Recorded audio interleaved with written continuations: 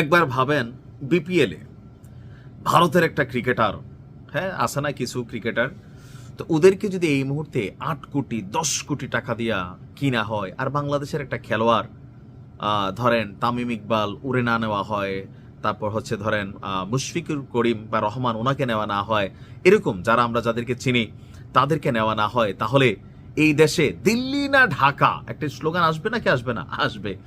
তো এই স্লোগানে কি হবে? সেই খেলোয়াড়ের কপাল পড়বে। তো বাঙালিরা যদি এরকম করেই এই ভূখণ্ডে বসবাসকারী প্রতিবেশী রাষ্ট্র 3 গুণ আরো এইসব বিষয়ে অ্যাডভান্স, ভারতের ফিলিংসটা কি? ক্রিকেটার মুস্তাফিজুর রহমানকে নিয়ে ভারত বাংলাদেশ একটা অলিখিত যুদ্ধ শুরু হতে যাচ্ছে, আর এই যুদ্ধের বাটে পড়ে গেছে কে? One and only Bluetooth king মানে শাহরুখ খান।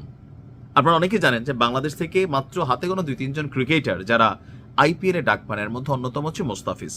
তো এবারেও আইপিএলে কলকাতা নাইট রাইডার্স যেই দলটা আছে, যেটার মূল মালিক হচ্ছেন শাহরুখ খান, তার দলে বাংলাদেশের মোস্তাফিজুর রহমানকে নেওয়াকে কেন্দ্র করে তুমুল উত্তেজনা, বিতর্ক, গালাগালি, শাহরুখের 14 গোষ্ঠী উদ্ধার করা শুরু হয়েছে। এমনকি সেখানের উগ্রবাদী কয়েকটা সংগঠন এই আলটিমেটামও দিছে, কেমনে খেলে হাম দেখে লেঙ্গে, ক্যাসে খেলতে হ্যাঁ, হ্যাঁ বাল্লে মানে ক্রিকেট আর কি। তো এই ইস্যুতে শাহরুখ খানকে বিশ্বাসঘাতক আখ্যা দিয়ে কড়া ভাষায় আক্রমণ জানিয়েছে একাধিক হিন্দু ধর্মগুরু এবং বিজেপির নেতারা। আর এই বিষয়টিকে নিয়ে আবার ভারতীয় 2টা রাজনীতি চলছে।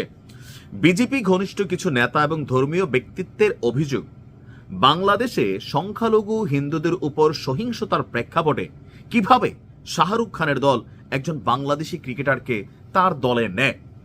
তো আমাদের দেশে হইলেও যে ভিডিওর প্রথমে বললাম, আমরাও কিন্তু কইতাম হ্যাঁ কিভাবে ভারতের ক্রিকেটার এই দেশে আনলো, তার বাড়িঘর ভাঙ্গা ফেলো, প্রতিষ্ঠান উড়াই দাও গুড়াই দাও, সিমটম কিন্তু সেমই, শুধুমাত্র ভাষা এবং দেশটা আলাদা।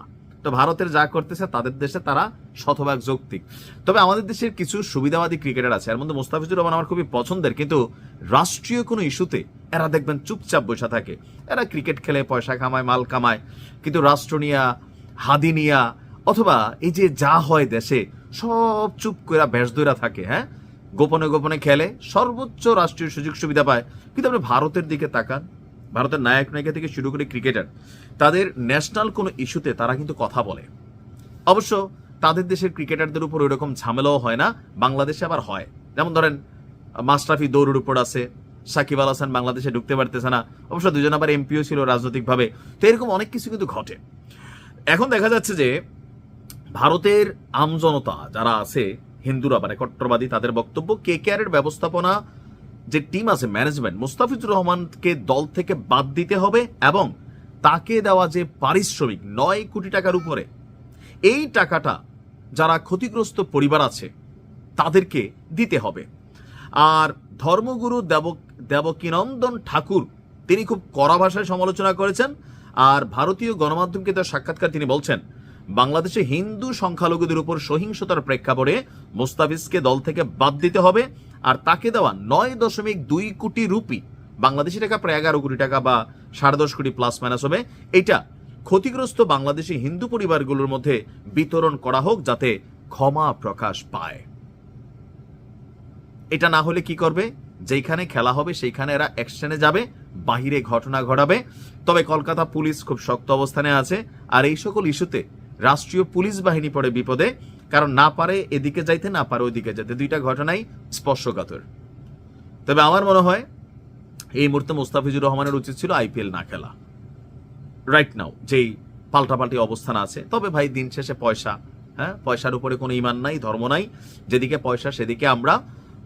নীরবে নিভৃতে থাকা মুস্তাফিজুর তিনি কি নিজে এই যে তাকে নিয়ে এত কিছু হচ্ছে ছাড়বেন? না না, পয়সার মায়া বড় কঠিন জিনিস।